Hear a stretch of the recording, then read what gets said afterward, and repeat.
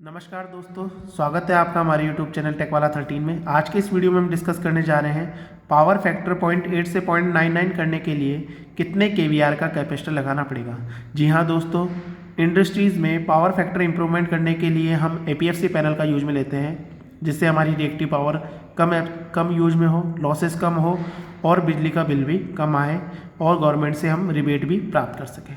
तो इसलिए हम पावर फैक्टर इम्प्रूव करते हैं। तो आज हम देखेंगे कि पावर फैक्टर कैसे इम्प्रूव किया जाता है, उसका क्या मेथड है, क्या उसका फॉर्मूला है जिससे हम कैपेसिटर डिज़ाइन करते हैं। अभी तक आपने हमारा चैनल सब्सक्राइब नहीं किया तो चैनल को सब्सक्राइब कर दीजिए, क्योंकि ऐसी टेक्निकल वीडियो हम इस चैनल पर बनाते रहते हैं।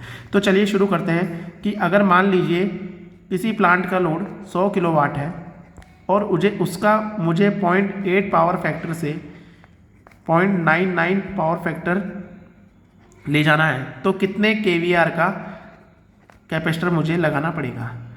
तो जनरली मैं बात करूं तो यहाँ मेरे पास में θ1 है 0.8 पावर फैक्टर, जो हम देखते हैं cos θ1, और cos θ2 हो गया 0.99। मैंने यहाँ पावर फैक्टर 1 इसलिए नहीं लिया है क्योंकि यह असंभव होता है, पॉसिबल नहीं है किसी भी प्लांट के लिए।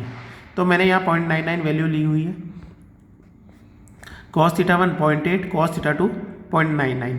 तो अगर मैं अब यहाँ से θ1 की वैल्यू निकालूंगा तो cos इनवर्स 0.8 और θ2 हो जाएगा cos इनवर्स 0.99। अगर मैं इसको आप फॉर्मूले से सॉल्व कर सकते हैं, मैं यहाँ वैल्यू डायरेक्ट लिख रहा हूँ। ये θ1 की वैल्यू हो जाएगी 36.86 और θ2 की वैल्यू हो जाएगी 8.10 डिग्री। ये मैं डायरेक्ट फॉर्मूले से निकाल रहा हूँ, आप इसको कैलकुलेटर से, इंजीनियरिंग कैलकुलेटर से निकाल सकते हैं, आपके पास में वैल्यू यही आएगी। तो अब मुझे जो केवीआर कैपेसिटर सिलेक्शन के लिए जो फॉर्मूला है वो मैं इसमें पुट करता हूँ। तो उसका जो फॉर्मूला होता है, जो पावर है जो हमने 100 किलोवाट लिया हुआ है, और tan θ1 माइनस tan θ2, ये वैल्यू है कैपेसिटर निकालने की। तो यहाँ मैं लिख दूंगा 100 tan 36.86 माइनस tan 8.10।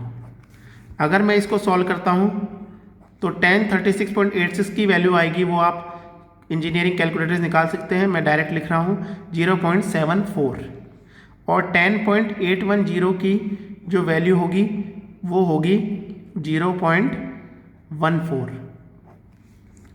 तो मैं यहाँ से इस इक्वेशन को सॉल्व करता हूँ तो ये आ जाएगा 0.6। तो ये मेरी वैल्यू हो गई 60 kVAR। तो 100 किलोवाट के लोड के लिए 0.8 पावर फैक्टर से 0.99 में जाने के लिए मुझे 60 kVAR का कैपेसिटर बैंक लगाना होगा। अगर मैं अब डायरेक्ट मेरे फॉर्मूला भी रख सकता हूँ, जो भी लोड है उसको 0.6 से मल्टीप्लाई कर दूँ तो वो मेरा केवीआर आ जाएगा। 100 की बात करें तो 60 kVAR, 500 की बात करें तो 300 kVAR, 1000 की बात करें तो 600 kVAR। तो ऐसे में ये डायरेक्ट आप निकाल सकता हूँ। फॉर्मूला ये है, अगर डायरेक्ट भी याद रखना है तो जो भी लोड है उससे 0.6 से मल्टीप्लाई कर सकते हैं। अब इस कैपेसिटर बैंक को हमें स्टेप में लगाना होता है, 1 2 3 4 5 6 7 8 9 10 11 12 स्टेप्स में लगाना होता है, क्योंकि प्लांट का लोड हमेशा कांस्टेंट नहीं होता है। तो जैसे ये 2 kVAR का लगा दिया, ये 10 kVAR का लगा दिया, ये 10 kVAR का लगा दिया, ये 10 kVAR का लगा दिया, ये 10 kVAR का लगा दिया, ये 5 kVAR का लगा दिया, ये 2 kVAR का लगा दिया। तो ऐसे मुझे स्टेप्स में करना होता है ऑटो में, क्योंकि प्लांट का लोड कम और कभी कम कभी ज़्यादा होता रहता है सीजन वाइज भी। तो मैं अगर छोटे छोटे कैपेसिटर बैंक उसमें यूज में लूँगा तो हम उसको ऑटोमेटिकली फ्लक्चुएट करके पावर फैक्टर को कंट्रोल कर सकते हैं।